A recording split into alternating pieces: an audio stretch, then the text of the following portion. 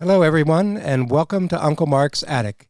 Everyone is cordially invited to join co-host Zach and me, Uncle Mark, as we explore a variety of interesting topics from the fields of paranormal activities, conspiracy theories, unsolved mysteries, disappearances, and lots more.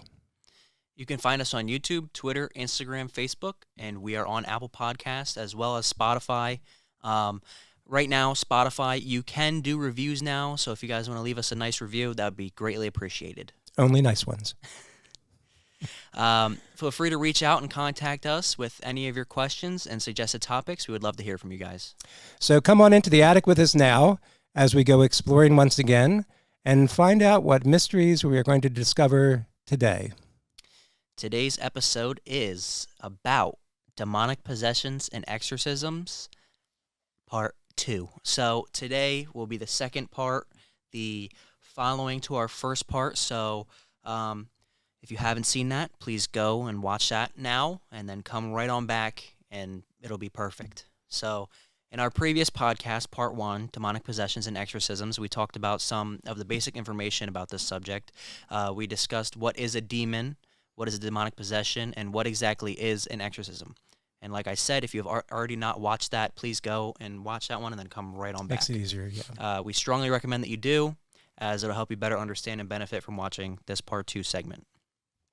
So, in our part 1 podcast, we did mention that in late December last year, there were a number of news reports advising the identity of the real-life inspiration for the demon-possessed child in the 1973 movie The Exorcist had finally been revealed. And that news had prompted Uncle Mark and I to talk about the whole subject of possessions and exorcisms. Uncle Mark had already seen this movie, but I had not, and I promised that in last podcast, I would watch the movie and tell everyone what I thought of it in our part 2 podcast. Well, I did watch the Exorcism movie, and I watched it with Mark, and let me tell you about it. So, it was right after we finished the podcast. It was probably around, 2 o'clock in the morning that we started watching that movie. Mm-hmm. So it wasn't done till around 5, 6 o'clock in the morning. It's a very long movie. I liked the story. The story was very good. It was very story-driven. And considering, I want to consider the fact that I have seen scary movies nowadays, so it does take away from that factor of, oh no, what's going to happen next, or the jump scare factor. But I think for its time period, it is definitely a well-filmed, well-directed, and it really gives you the, what's the word I'm looking for? It gives you the creepiness factor? Yeah, it gives you the creepiness factor, and it gives you an idea of what an exorcist is actually like in real life.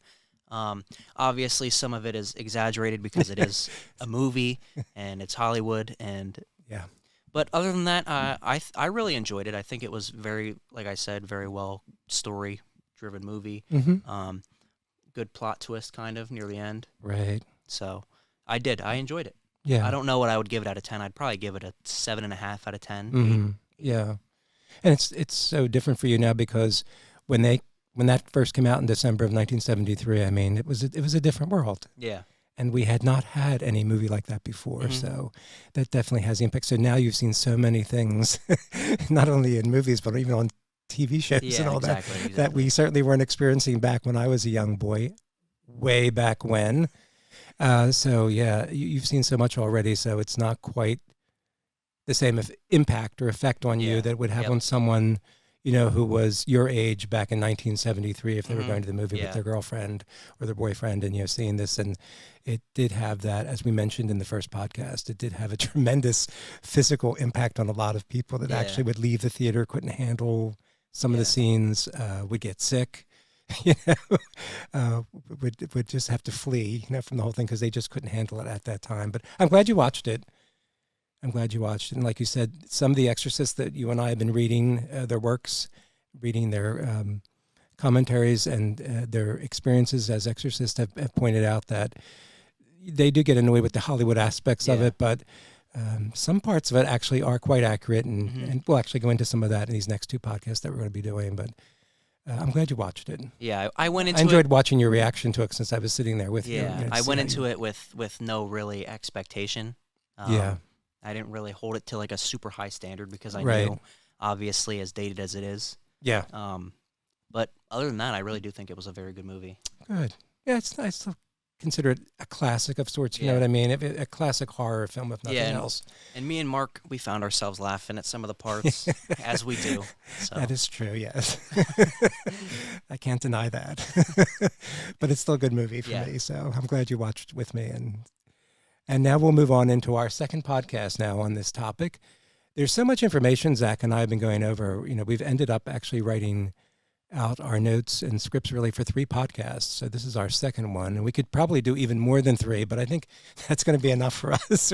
We're getting we've really gotten into it pretty deeply between the 3 podcasts that we prepared our notes for. So I think that'll be our limit. But in this second podcast, we're going to share some more of the experiences and information that Dr. Richard Gallagher included in his book that we spoke about in the first podcast, his book, Demonic Foes, My 25 Years as a Psychiatrist Investigating Possessions, Diabolic Attacks, and the Paranormal. That book came out in 2020. I cannot stress to everyone how much I learned from this book.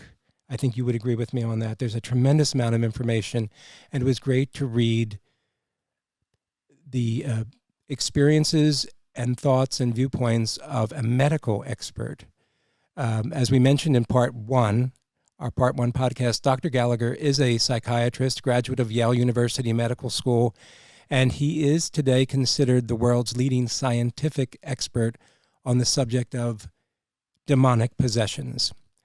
Dr. Gallagher stated in his book that the goal of his book was to present the persistent but unequivocal factual evidence of demonic possession and assaults. And he also pointed out that today, according to national survey polls, 50% of Americans do believe in the possibility of demonic attacks on human beings. So in this podcast, we're going to look at some of the actual cases that Dr. Gallagher was personally involved in. And we specifically chose these particular cases in order to show that while, as we pointed out in our first podcast, many exorcisms do, thankfully, end with the successful liberation of the possessed person from the demon or demons who are possessing it. Sometimes, unfortunately, the victim does not experience full liberation. So we thought it's important to show that not every story has a happy ending, and also to point out the danger of getting involved with things that can open those doors, open yourself up to demonic possession. Yeah, I just want to point out real quick that if you made it through the first episode, this episode is a lot more juicy, and I think it's more of really what you came here for. Obviously, the first one gave you all the background knowledge as to what this is. And if you already knew that and you're just starting on part 2 or whatever, then perfect. So let's hop right into the first case. Absolutely, yeah. We want to drill down into some really interesting cases. Yes. Here. All right. So the first case, Julia, the Satanic Queen. Dr. Gallagher and his wife had 2 cats for years, and they often slept together on the bed with Doctor and his wife. One night, at around 3 o'clock in the morning, the cats began to fight viciously, something they had never done before.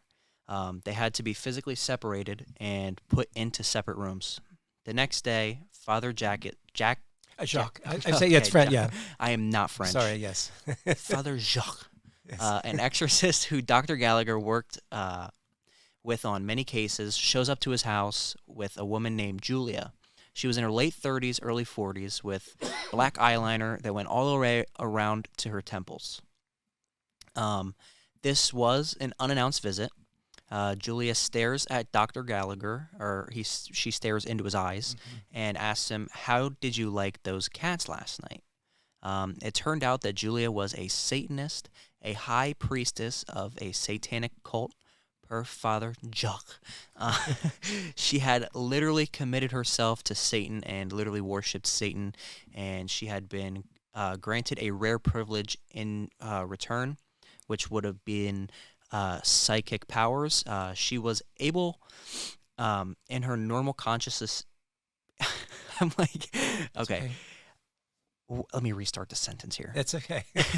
She was granted psychic powers when she was in her normal conscious state. There we go. She was possessed and knew that she was possessed. She believed it was just a demon, not Satan, who possessed her. At this point, she had already been to several psychologists, and they didn't really believe that there was any psychological explanation for her paranormal abilities. She could view people remotely and had accurate knowledge of others without having any direct contact with them. Julia displayed her powers and powers that Dr. Gallagher had never seen before. Yes, as we had mentioned in the first podcast, if you've seen it, Dr. Gallagher, in the decades of his work as a psychiatrist, had treated thousands of people. I believe it was over 25,000 patients that he had worked with. And as he had pointed out, none of them had ever shown any indication that they were somehow possessed. He had never seen demonic possession with those people. The way that he first came to be involved with demonic possessions was because clergymen started to bring people to him for psychiatric evaluations, because they were trying to rule out the possibility or the actual fact that these people possibly had a mental illness that they were dealing with, as opposed to an actual demonic possession. In this case, and what he's pointing out too about these psychic abilities, with all of those thousands of patients that he had worked with as a psychiatrist, this is not something you see with any of those patients, with all of those thousands of people. They don't display these type of abilities, like she was able to know about the cats fighting that night before, may have actually provoked the fight with those cats the night before. Strange abilities like that, it's rare. According to the Exorcist, it's very rare, but these strange psychic abilities or powers are sometimes granted as almost a reward, a special privilege to just certain people who are possessed. This is sort of that trade-off of they're worshiping Satan and they get a little something in return. And unfortunately, they really feed on that. That makes working with them even harder. Now, in this woman's case, she had been baptized Roman Catholic. She did go to Catholic school. She did advise Dr. Gallagher at one point that a priest had molested her when she was very young. And someone in her circle of friends had told her about a local satanic cult. She did end up joining that satanic cult later. She engaged in countless orgies with cult members, became the cult's, quote, main breeder, unquote there. Someone in the cult would, and because they were in these orgies, there, a number of times, whether it was her and other women in the cult would become pregnant. The cult would perform, and there was someone in the cult who would actually perform abortions on women when they would become pregnant, and the fetuses were used in some of their twisted ritual ceremonies.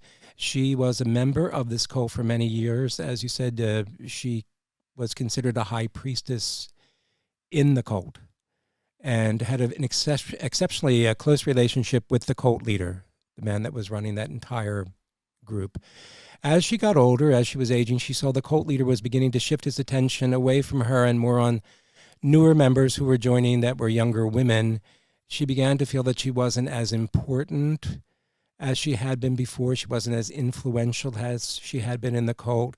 And this is what led her initially to consider having possibly an exorcism performed on her, the official rite of exorcism. Before Dr. Gallagher had met her that day, several exorcisms had already been performed, so no liberation had been attained up to that point. So shortly after this meeting, Dr. Gallagher and Father Jacques were actually riding in a car with Julia. And this was, we made a kind of a reference to this in the first podcast, just, speaking in general terms about exorcisms and some of the things that go on. But she suddenly went into a trance while they're in the car. She was in the back seat, Father Jacques and Dr. Gallagher in the front of the car. And in that very nasty or raspy voice, she blurted out, meaning the demon acting upon her body, since she was possessed, speaking through her, blurted out, "Leave her alone, you effing monkey priest. She is ours.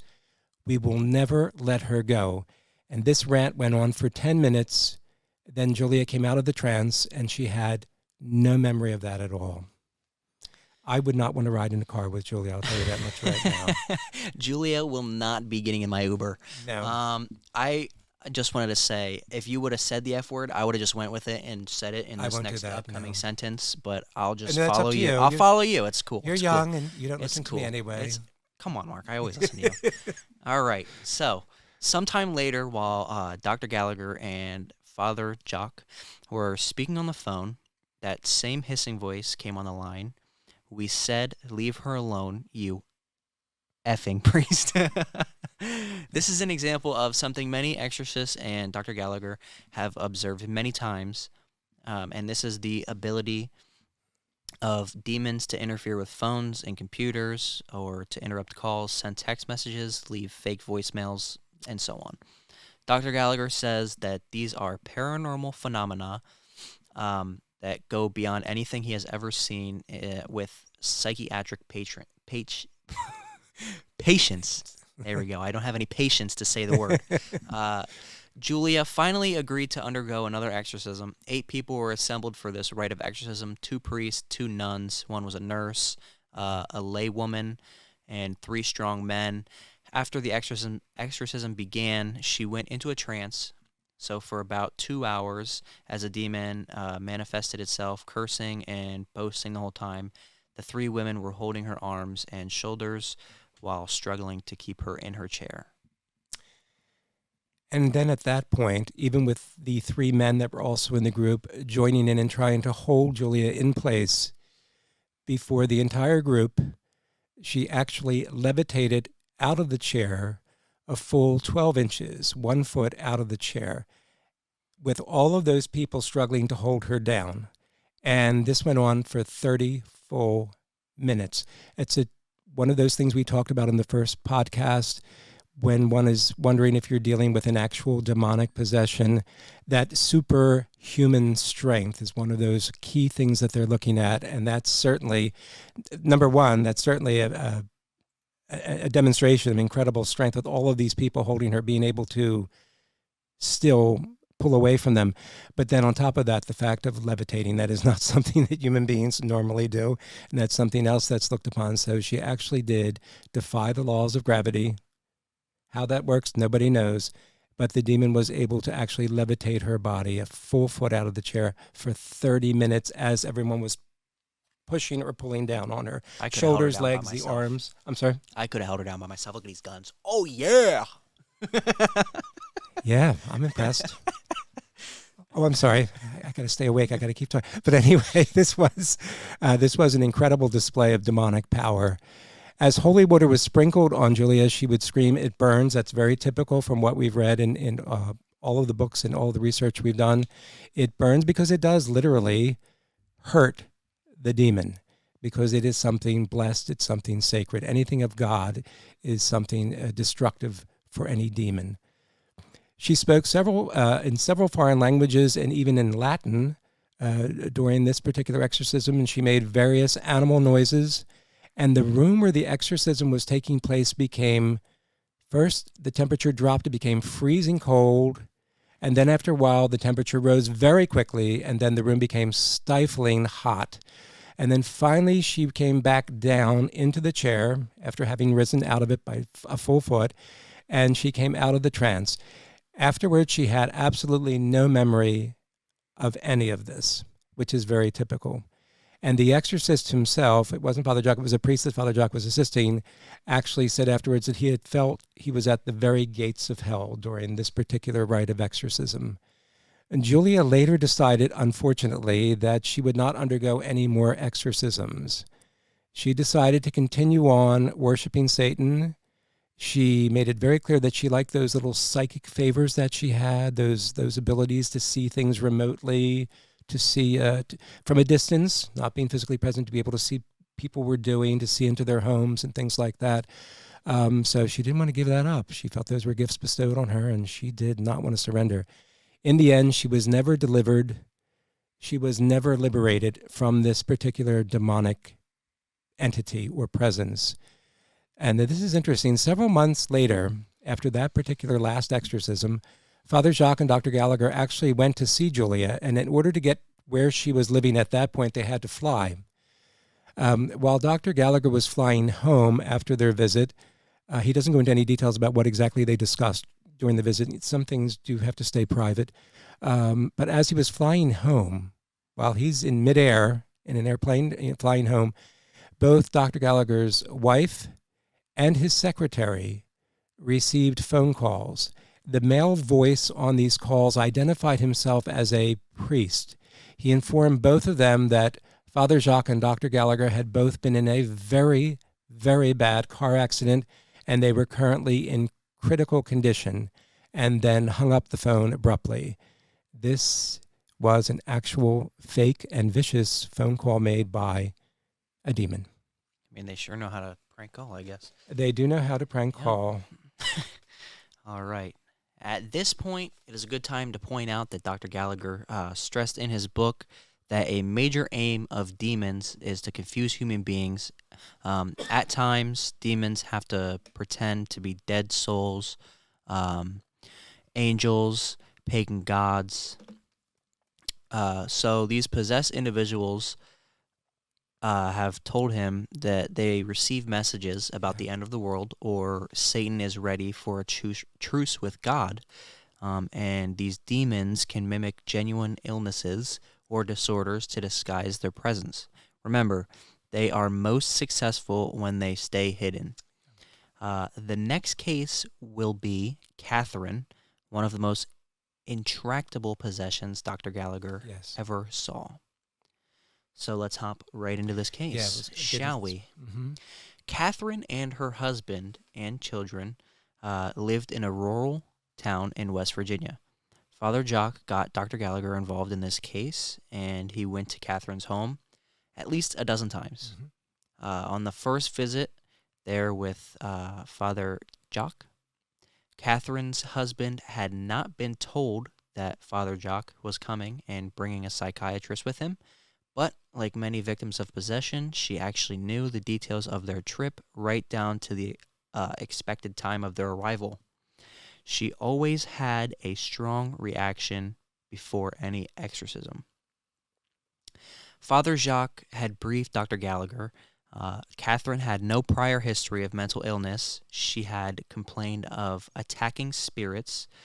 She could see dark, shadowy shapes. That's a tongue twister. She would receive messages mentally, and these caused severe pain in her ears. She was examined by an ENT physician, ears, nose, and throat specialist. He could not find any physical explanation for the pain. Yeah, I thought that was very interesting. Just to stop right there, the fact that she was displaying, even if her husband would not tell her, oh, Father Jacques is coming and he's bringing this psychiatrist. She had knowledge of that anyway. That's another example of that preternatural knowledge, that paranormal ability. That's the new word we use instead of preternatural, but that ability that the demon is displaying there, that yes, she hasn't been told directly by her husband, but the knowledge is there anyway. He can see, he can sense what's coming, and she would react. She would be feeling sick. She'd be laying down a lot. She wouldn't be herself. And it's kind of sad. She had the family, she had the children, and the husband told Father Jacques and told Dr. Gallagher that this always happens, even though he would keep it quiet. Anytime they were coming or the priest from their local parish was coming, she would have that prior knowledge ahead of time, and it would be very, very disturbing to her, because that's the last thing the demon possessing her would want to be having, would want to be happening. Now, her hearing would normally work fine during a normal conversation. She didn't have that ear pain then. She could hear, you're talking to her about the house or whatever, about the family, the kids, but she could not hear any words that would have anything that we could describe as religious nature. She would experience, what Dr. Gallagher makes very clear, was selective loss in her hearing. So if someone would say to her, and this literally happened when Dr. Gallagher was present in the house, have you been able to pray, Catherine? She would reply, able to do what? She can't hear that word pray, because that has something of a religious or spiritual nature to it. Have you been able to go to church, Catherine? Have I been where? She could hear part of the sentence, but she would have that selective loss of the sense of hearing. And this is not the only case that Dr. Gallagher actually saw this particular phenomena happen in, but in this case, it's pretty bad. That's crazy. Yeah.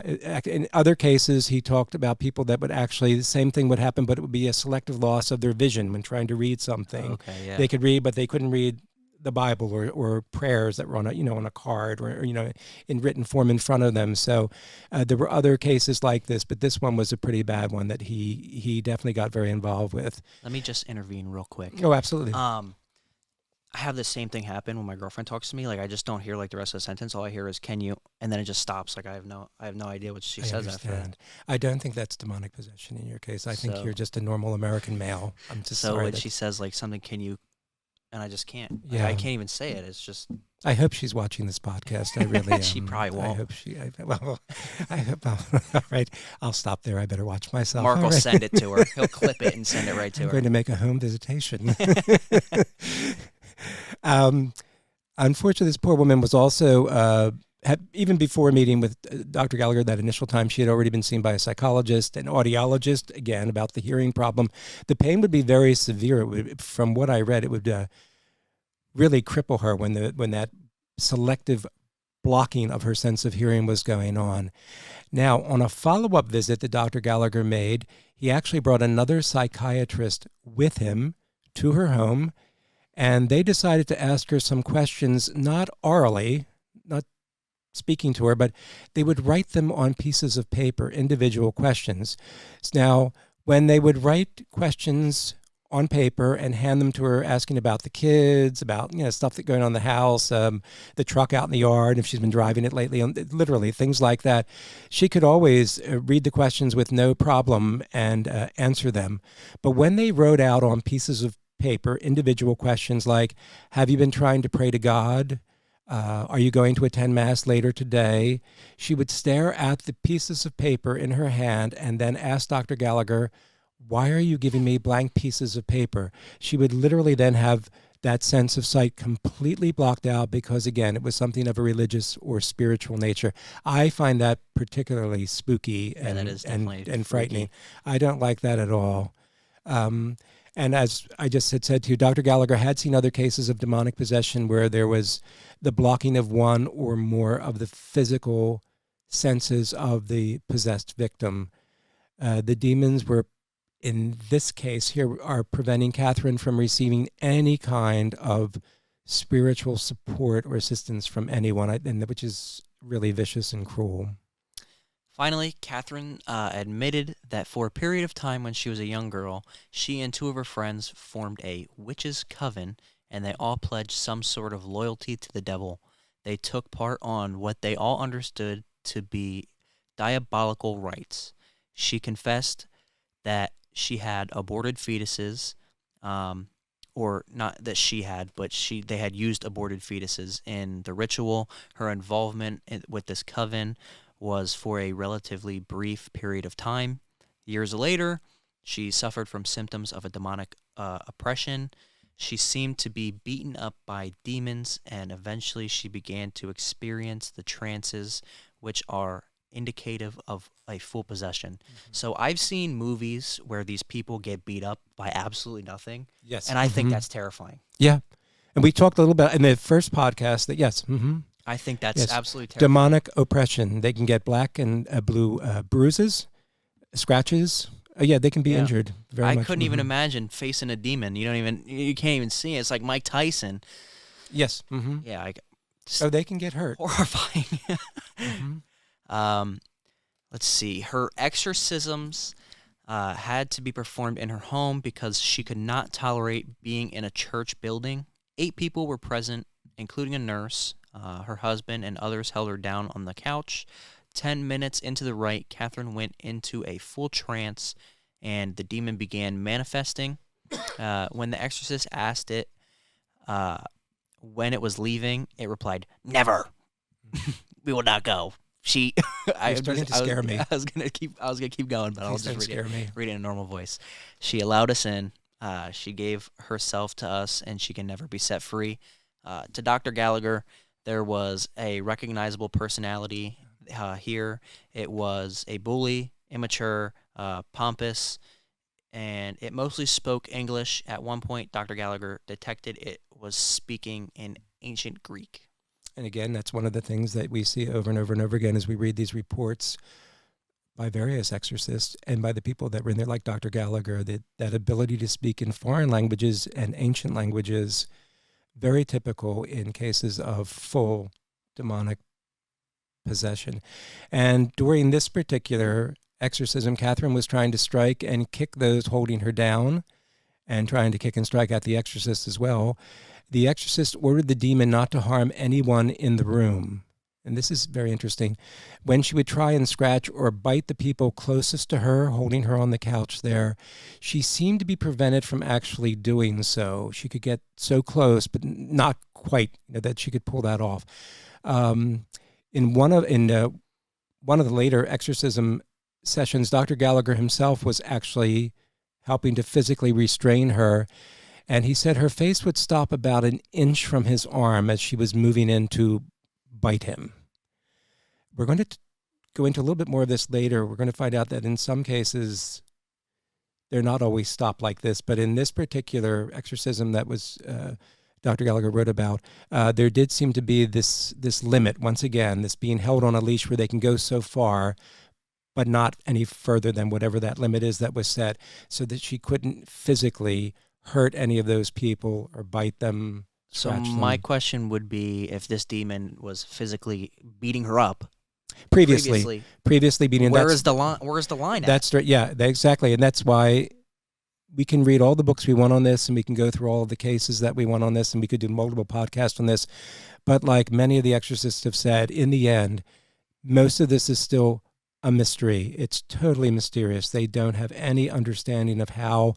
You get bits and pieces, you get some insight based on your firsthand experience, primary evidence from firsthand experience, from actually physically being involved in this. But no, it's still overwhelmingly mysterious. And yes, when we were talking about different levels in the first podcast, we did talk about the different levels of a demonic activity, and we talked about infestation, demonic activity in a home, the classic haunted house type of syndrome. We'll go into that a little bit later again, but we did talk about that in the first podcast.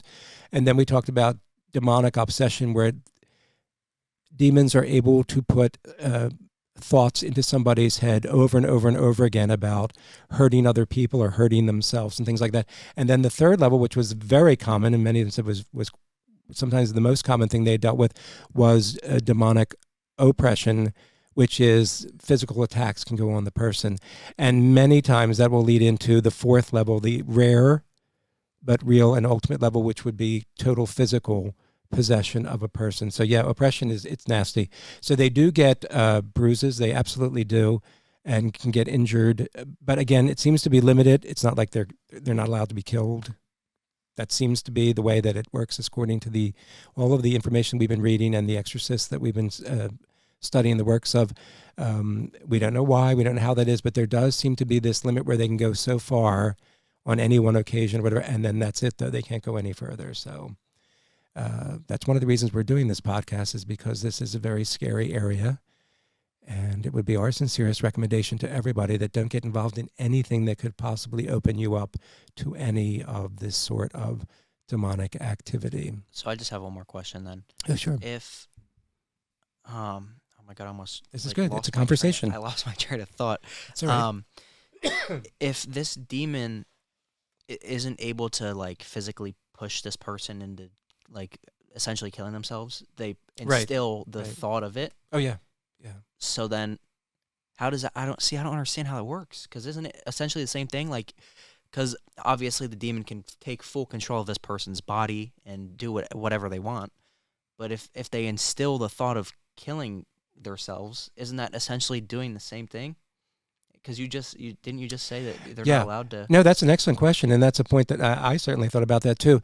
We're not. We're going to wait until podcast number 3 on the subject to be going into Monsignor Stephen Rossetti's book. He's an incredibly experienced American exorcist. His book is The Diary of an American Exorcist, and it's a fascinating book. He does talk about that, and he does say that any experienced exorcist will know that when you are dealing with a person who is, it's rare, but when you are dealing in those rare cases with someone who is actually demonically possessed, that fourth level, the worst case scenario, so to speak, A good exorcist knows they must watch for suicidal tendencies. They must be very aware of this, because there's nothing that demon wants more than to hurt, if not destroy, that human being. And he's the one that really stresses that we're in the world of the supernatural when you're dealing with this, and we just don't have all the answers. It is extremely mysterious and frustrating, because we don't have the answers. But yes, you're right. To me, that's a very scary thought. The other thing is, Dr. Gallagher talks about this too in his book, Demonic Foes, is the fact that, and don't forget, people can have suicidal thoughts, and it's not a case of them having some sort of demonic possession. This is unfortunately psychiatric illnesses. Yeah. This is mental health issues that people are dealing with. So that's why discernment is so important in this whole process. You can't just jump the gun and someone's doing something and that brings attention to other people and just immediately assume, oh, it must be demonic. Well, no, as any of the exorcists will tell you, that the vast majority of people that are first brought to them with suspicions by family members or friends that they could be possibly possessed, the vast majority of them will really be found to have psychiatric problems, mental health issues that they need help with. They need good psychiatrists like Dr. Gallagher to help them. So that is really the reality of it. The fact is that for most of these people are not really going to be these full possessions. It is very rare. But your question is valid, because nobody has a real answer to that. Yeah. Like Monsignor Rossetti said, anybody that tries to tell you they know everything about the demon world, that dark world, about how things operate and why some things are allowed and why some things aren't. Yeah. If they tell you they know that, they're lying, because nobody does. No human being can possibly understand that. It's beyond us. It's beyond our abilities. We just get bits and pieces of information from firsthand work in the actual rites of exorcisms that are performed and working with these poor victims. But we don't have the full picture by any means. Yeah. So there's just one thing I want to add. No. It's going to be the final thing. No, this is a conversation. Yeah, I know. I don't want to just linger on this too No, long. Good. This is good. I think a good example of what we were just talking about would be The Exorcist. Spoiler alert, if you haven't seen it, the movie's almost 50 years old. Go watch it. When, near the end, when he says, take me. Yes. Yeah. And then he jumps out the window and kills himself. Yes. That essentially is... Well, it's essentially Hollywood. Well, yes, but... I'll say that right off the bat. But my understanding of that from the novel that the movie was based on is that he's trying to destroy the demons. So the priest that's telling him to come into him. I've never read about a case where any exorcist is telling the demonic entity to come into me instead, or to see, their job is to, and that was the Hollywood part of it. When you read the rite of exorcism, when you read about the actual cases like we have read about, you're seeing that the exorcist's job is to get the demon to come out of hiding. That's number one, because they're most powerful when they're hidden. That's why they do those prayers at the beginning of the formal ritual of the rite of exorcism, and the Roman Catholic ritual of it, certainly. And also with the liberation prayers that other Christian denominations use. You're trying to get it to reveal itself, and then you're trying to get it to leave that person. You want that person for your liberty. The way to do that is not to get it to come into you. And as we said in our first podcast, the possession doesn't mean physically coming in, but that they're going to be able to act upon you in such a way that they take control of your body, and they're able to control it and move it and use your voice and even get into your mind, what they call demon brain. Some of the exorcists, making you think like a demon. But bottom line is, no, they don't want the demon coming into them, possessing them. It's a very dramatic part of the movie, though. Yeah, so, it just raises a lot of questions because, a demon isn't necessarily a physical being. It's not. No, a demon is a fallen angel. As we explain in podcast 1, we do explain all of the terminology, the basics of possession, demonic possession, and exorcism. So, no, a demon is traditionally, it's the teaching is that it's understood it is not a material being. It is an angel. No body, but with intellect and with free will. But an angel that decided, using its free will, to turn away from God and embrace instead darkness and what they've become evil. So that's what's meant by fallen angel. They've fallen away from God, and they literally become incapable of love because they've turned away from love. They've turned away from the light, from the Creator, and they have fallen, and they're separating themselves from any possibility of experiencing a loving relationship. So they're basically full of rage and hate, especially against human beings who God created. And they hate us in particular and want to do everything they can to hurt us and destroy us because that's their way of getting back at God. Yeah, I mean, this is probably just me babbling about the whole Hollywood thing because, I mean, like I said, I got a lot of questions now, and it's not adding up. So this guy jumps out the window, kills himself, like we established. Demon, not a physical being. Can it just float right back up to the little girl and possess her again? Essentially? Yeah, theoretically, from what you're saying, yes, that would be, you would think that could be absolutely. If I was a demon, that's what I would do. Remember in the first podcast, we were explaining that we don't want to keep repeating everything we talked about in the first podcast, but sometimes we do. This is a good point to stop and say that. Remember what we were talking about in our discussion in the first podcast about what is an exorcism. It's not some magic, right, where someone has become possessed by a demon, is under the control of a demon, a demonic entity, and this exorcist / priest, just comes into the room and has to say this magic formula, and then everything's going to be okay. It's not a magic formula. It's not a one and done deal, as we pointed out. Some of these exorcisms can be repeated over and over and over again. It takes sometimes weeks. It can take months. It can take years in some of the worst cases that the exorcists have dealt with. It can take actual years before they can fully liberate that demon. And remember what all of the exorcists have pointed out. This doesn't happen by accident. Someone doesn't just become possessed out of the blue. Somehow, some way, like these two cases we've just been discussing, that individual did something that opened the door, so to speak, that enabled an evil entity, a demonic entity, to come in. You can't go to bed tonight and then just suddenly wake up possessed tomorrow, for no reason at all. Out of the blue. Dr. Gallagher talks about that a lot, but so do the other exorcists that will be, and the two exorcists in particular that we'll be talking about in the third podcast. No, it doesn't happen out of the blue. Something happened. You did something that opened that door, and that's why it would be best to avoid all of these activities we keep talking about, involvement with satanic rituals and the things that the exorcists warn you about, avoiding these cults and all of that.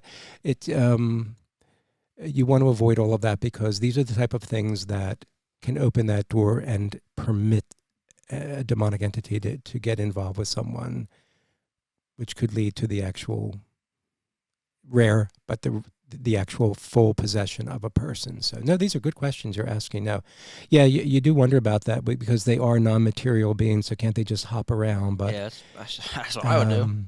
Yeah, and again, that, like I said, the movie is Hollywood, and we have to be careful about that because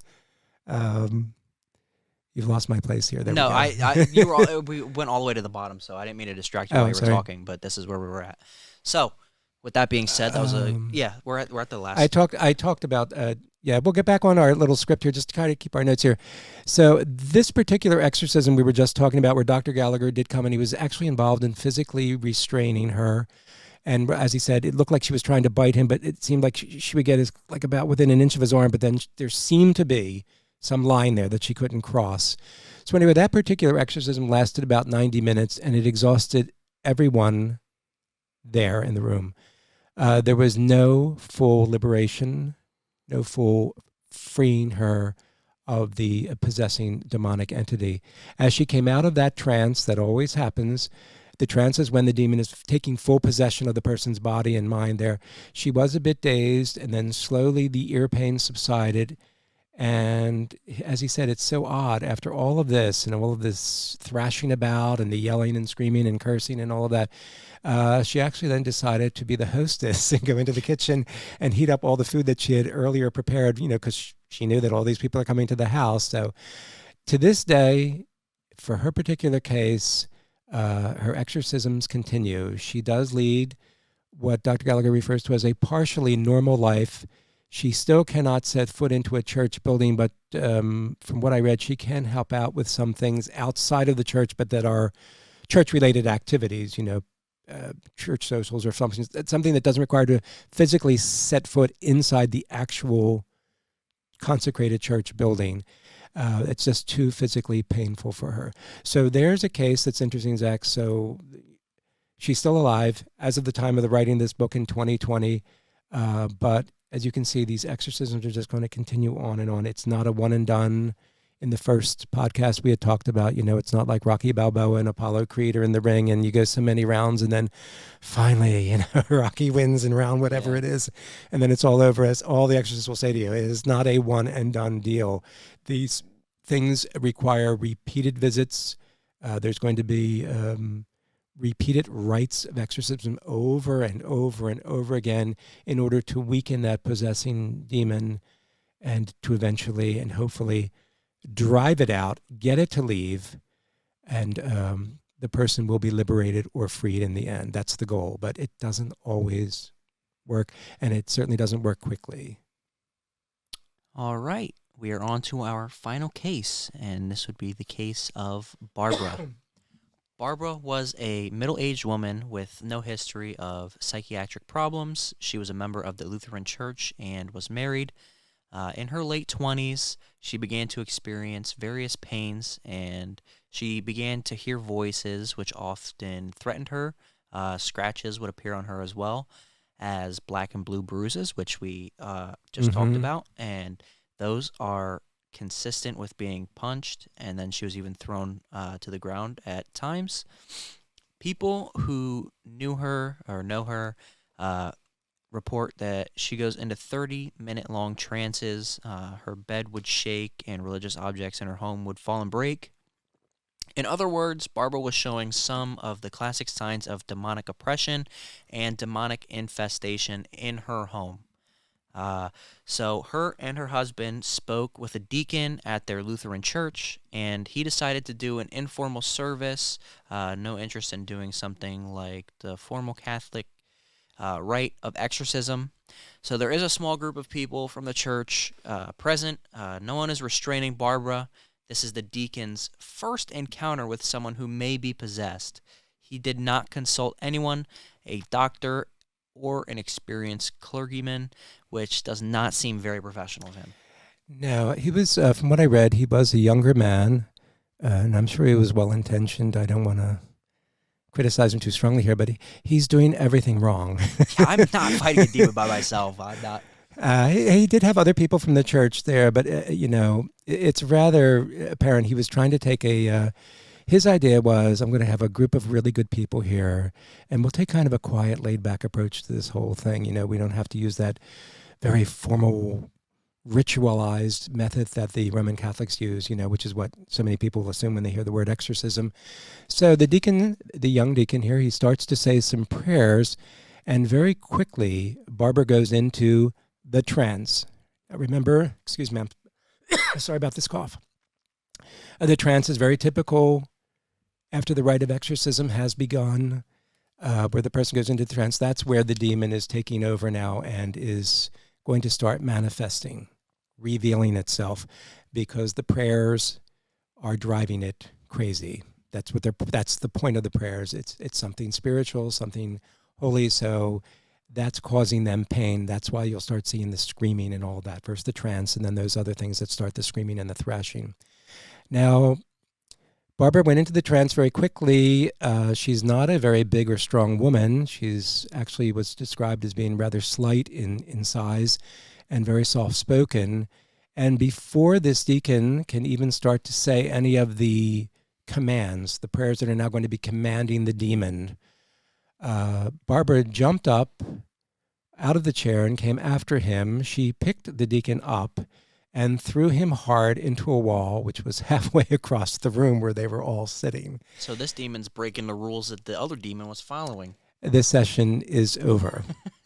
Yes. Well, here's the case. There's no line here because remember, normally when all of these cases that Dr. Gallagher talks about in his book, Matt Baglio talked about in his book, The Rite, that we also used in the first podcast, and certainly in the books and the cases that we'll read for our third podcast from actual exorcists, Father Amworth and Monsignor Rossetti, all of them, everyone is telling you that if there's going to be any sort of rite of exorcism done, you have to have people there prepared to physically restrain the person. when the person is possessed, they're going to be doing things they have no control over. The demon is going to lash out. It's in pain. It's being attacked. It's hurting. So yes, in this case, that precaution just wasn't taken. The deacon was, I guess, assuming maybe the demon was in his tie-dyed shirt and, his bell-bottom pants, and maybe had his tambourine from the 60s. You know what I mean? It's laid back. I don't mean to be too cynical here, but it's like, what were you thinking?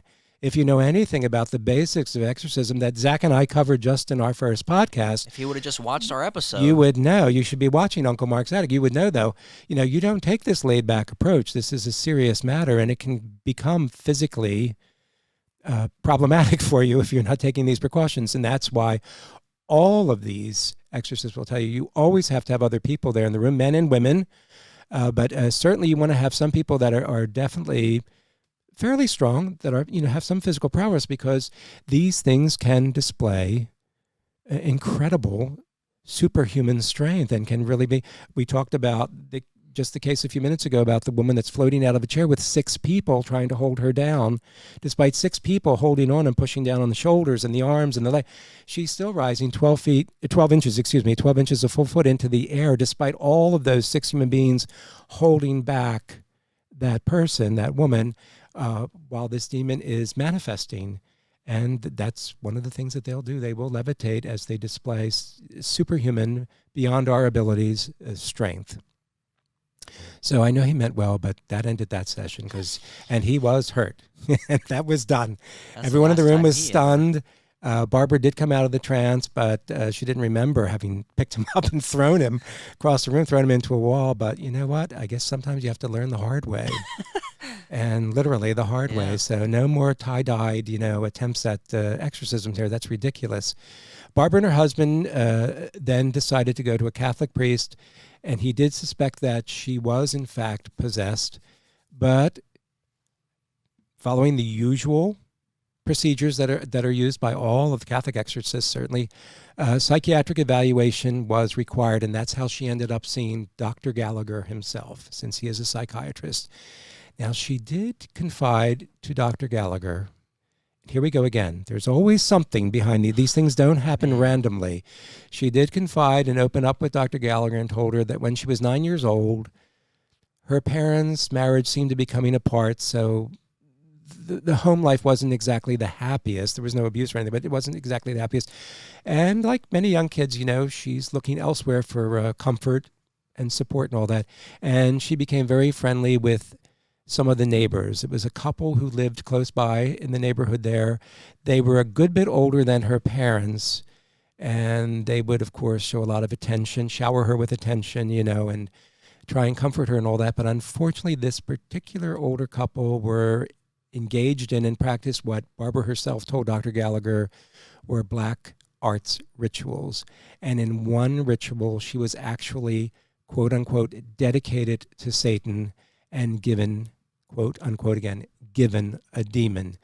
So when she was 14, 5 years later, her parents, everything worked out. She and her parents did move away from that neighborhood. She told Dr. Gallagher her teen years were pretty much what you would call, normal, her high school experiences and all that. And she did become active in her local Lutheran church. Yeah, so I don't know if we said how long ago this was or what, what year, but when I was 9 years old, I was playing with Hot Wheels. Yes. I was still picking my boogers. She's getting a demon. Yes, I agree with you. I don't know what to say to you. I don't know the poor woman, and I don't know. So I can't comment on all of the circumstances. I don't know how bad, the fights between mom and dad and all that. And I'm sure she was playing with neighborhood kids and all that. But sometimes, I can understand where a child would turn to somebody older, some sort of figure, to fill in that need for, for comfort and attention. Yeah. From a parent-like figure or grandparent-like figure even. So, I can understand that. But good God, I'm sure she had no idea initially that this nice older couple right there in the neighborhood, right on the block, that's going to get her cookies and milk and all that and, sit on the steps and talk with her, is actually involved in, here we go though, black arts, demonic or satanic activities and rituals. Here's that door that gets opened. The story bothers me so much is because she's only 9 years old. And what bothers me is that, and then years later now, we're seeing her actually, being the victim of demonic oppressions and being hit and obsessive thoughts as well, the demonic oppression, demonic obsession, but then actually into the state of actually a rare, but again, very real, full demonic possession. And that bothers me because she's 9 years old when this, I myself, when I was reading this in Dr. Gallagher's book, I was thinking to myself, how much did she fully understand what all was going on at that point? But apparently, as a result of whatever, and there's no real specifics given about what these black arts rituals were, there were these activities, but we certainly can get an idea. I think we can kind of think about it.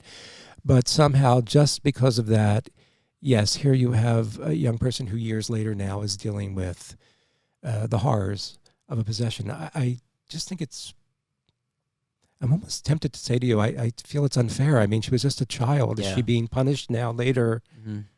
And these are the kind of things I would love to discuss when in the future we hopefully will be doing some actual interviews with people like Dr. Gallagher. I would hope that would be my number one person that I would love for us to interview, but also maybe some of these exorcists like Monsignor Rossetti. I've seen him interviewed on TV, and I do have questions, even with all the reading and research we've done, because I know it just goes against my nature. I just think, wow, that's unfair. Something that happened when she was 9 years old, and it's not like she went out intending to do this type of thing. This is under the influence of older people, and kids when you're younger, I'm sure you can have that trust of these older people that are almost filling in the role of your of a grandparent to you, really a grandmother. So it is, though. You're absolutely right. It is. This is a very tough situation to deal with, and to just accept those circumstances. Yeah. I mean, I wonder how that conversation even goes, because obviously she's much older now. She's possessed, and oh, by the way, when I was 9, I had a demon. Right. I was given a demon when I was 9. Mm-hmm. So, with Dr. Gallagher's recommendation, exorcisms were begun. 5 to 6 people would have to hold her down, as she would struggle for hours to free herself. The demonic entity made it clear that I will never leave her. The entity in Dr. Gallagher's presence spoke different foreign languages. When the exorcist was praying the words of the Apostles' Creed in Latin, the demon would interrupt with taunts in English. For example, when the exorcist in Latin said, "I believe in God, the Father Almighty," the demon blurted out in English, "No, I don't." This evil spirit, this demon, remained obstinate to the end. Barbara continued to struggle against it for the rest of her life. She passed away before she could be liberated or delivered. Yeah, it's a very sad case, very sad story when you think about it. And I still wrestle with this one, with the sense of unfairness that something that happened when she was 9 years old, that actually would be able to cause her so much anguish and pain, physical pain, mental pain, emotional pain, spiritual pain, later in her life like this. But like we said, we want to talk about some cases where we don't have a happy ending, because it's a dangerous area for anyone to get involved with. And we certainly don't. Zach and I are right here in front of you. We're still wrestling with all of this information that we're sharing. But the bottom line is, it's just a very, very dangerous realm that we're all talking about and discussing right now and having this conversation about. It's really frightening to me on many levels, haunting to me very much. This story in particular, of all the cases, this one really bothered me, because I was so sad to read that she had passed away before they could ever successfully liberate her or free her from that demonic entity, from that possession. That's so sad. Based on all of his work in the realm of demonic possessions and exorcisms, Dr. Gallagher sees himself, and this is very important, he sees himself first as a physician. He is an MD and he is a psychiatrist, but he also sees himself as a believer, and a firm believer, in the reality of demonic possession. And it is very important for everyone to understand, in Dr. Gallagher's opinion, that there is a dark world out there that seems to know a lot about each one of us. That's a frightening thought there to me, too. It despises us, poor mortals, and it's strangely invested in misleading us and in harming us. Scientifically credible evidence alerts us to these sobering realities, as he said. And in his extensive experience working with mentally ill patients, we want to repeat this again, Zach, and I think this is very important. Dr. Gallagher has never, put that in capital letters, he has never seen any of these patients, mentally ill patients, display or exhibit these paranormal activities, and they certainly never displayed the ability to levitate, to float up in the air, to defy the laws of gravity, like he himself has personally witnessed in some of the exorcisms where he has physically assisted. The facts are well documented, as he says in his book. The personal challenge for each of us, that each of us must contemplate, is the reality of this dark world. In Dr. Gallagher's own words, these demons are real. He calls them cosmic terrorists. They despise us humans. They hate God. And the wise person will not close his or her eyes to this reality. And none of this, nothing that you read in Dr. Gallagher's book, contradicts science. That's very important because he is a man of science first and foremost.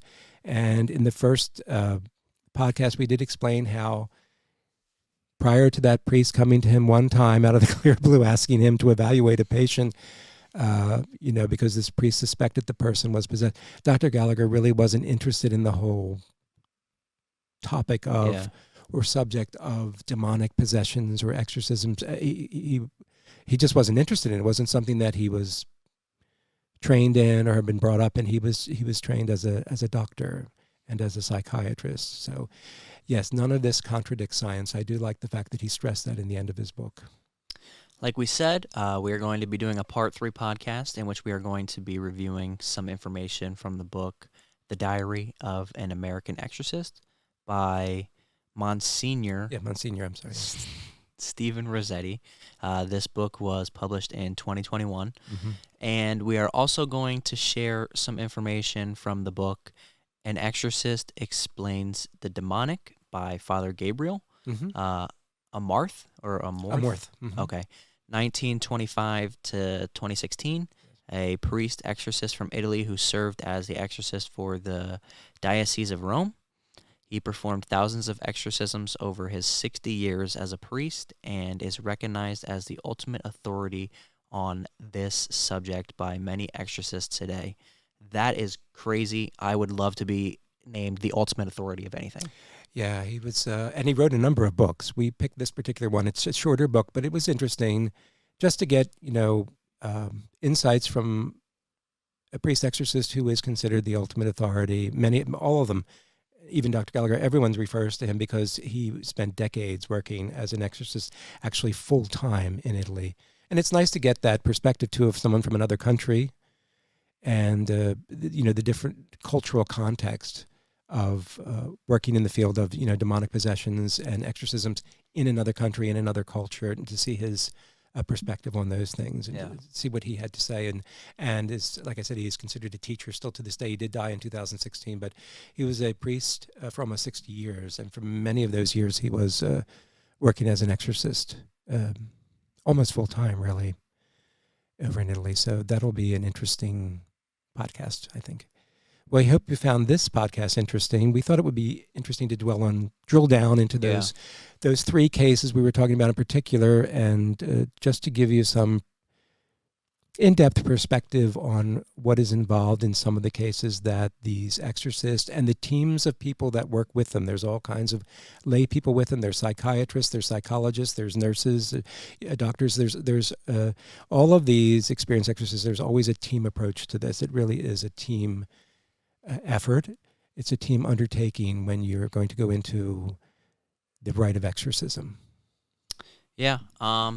With that being said, this is the end of the episode. Mark, I just want to end on one real quick, real fast question. Oh, absolutely. And I just need you to think of an answer because I have my answer. Oh, okay. If you could remote view, what would you do? Do you want me to tell you what I would do? Yes, tell me what you would do. I would rob banks. Well, that's an encouraging thought for me. I'm so glad I'm sitting so close to a felon. A felon wannabe. With that being said, Mark, answer the question. Remote viewing? Yeah. Oh, I would want to get inside of a UFO. I'm so sorry. I could do podcast galore on Wow. aliens and UFOs. That's good. This one here bothers. I mean, we were taking this because, excuse me, it is a serious subject. And just for the record, I mean, I do feel that it's real. I think Dr. Gallagher, he's a hero to me. I think he's a tremendous person that has opened my eyes to even more aspects of possessions and demonic possessions, demons, and exorcisms. But no, to be honest, I'd like to get away from that topic at some point because we're going to share that and we take it very seriously. But no, I would rather remote view inside of one of those unidentified aerial phenomena that our Navy pilots were filming and the films were released. We did our very first podcast on that. Yes, I want to see inside of there. I want to know exactly who they are and what's going on. All right. So while Mark is getting probed, I will be robbing banks. My goodness, take it easy. That caught me off guard, yes. All right, that's the end of the episode. I hope you guys enjoyed. And if this isn't your cup of tea, the whole part 1, part 2, part 3 thing, hang tight. We got something planned for the end of this month. That'll be our 3rd episode that we record, hopefully today. It's more of a lighthearted, fun kind of thing that we have planned. So with that being said, you can find us on all social medias at Uncle Mark's Attic, yes. Spotify, Apple Podcast. If you're watching on YouTube, leave a like, subscribe. Feel free to leave reviews on any of those other platforms that I just stated. It'll really help us out. And Mark, you want to close us out? We're on Instagram too. I was watching this on Instagram. Yes, I wasn't sure if you just mentioned that. We are on every social media. Yes. And you know me, it's very hard for me to, I don't even know how to work all this equipment. And I'm proud of him. Or the new iPhone. I still struggle with that thing, as you saw in the first podcast. I don't know what I was doing. So, yes, we do hope you enjoyed this. This is a tough subject, but we wanted to do it. And if we're going to do anything in the attic here, we want to do it thoroughly. We really do. We want to make sure that we can share all of the information that we can to help everybody out in any way it's possible, whatever it's going to be. If we can just help one person with their life right now, it makes it all worth it to us because we don't know, but we're giving a lot of information out here and we want to keep doing that. In the 3rd podcast, we're going to be going into some more things and into those books by the 2 actual exorcists who had a lot of experience, both of them. And we do hope you're finding this educational and informative. I don't know if I want to use the word entertaining. Other podcasts can be more entertaining. I don't find any of this entertaining, but I do like learning these things because I do want to be. You don't find us entertaining, Mark? No, I do want us to share knowledge because knowledge is power, and that I do want everyone to have that power. And like we've said before, many of you don't have the time to read all these books and do all the research we do. So we're trying to do that on behalf of everyone, and then share that information and make sure we're giving you something. Not just to think about that, but also something that can help you and prepare you for what you might be dealing with. So hopefully you've enjoyed that, and we will see you next time here in Uncle Mark's Attic. Thank you for watching us today.